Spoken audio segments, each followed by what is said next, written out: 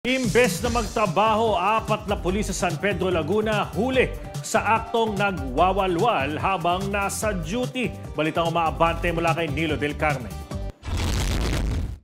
4 na pulis ang nahuli sa akto na umano'y nag-iinuman ng alak habang naka-duty sa kanilang opisina sa Police Action Center 5 ng San Pedro City Police Station sa San Pedro City, Laguna nitong Martes ng gabi.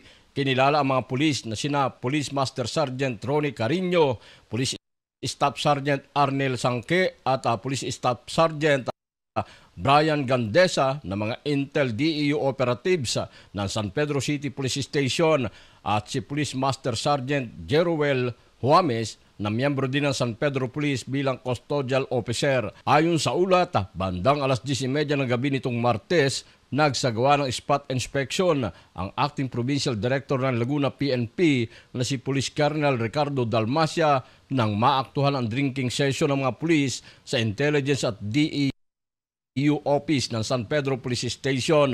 Agad na sinibak sa kanilang mga pwesto ang mga pulis at inilagay sa Admin Holding Office ng San Pedro Police. Isinailalim ang 4 sa physical examination at alcoholic breath test at patuloy pang iniimbestigahan ang insidente.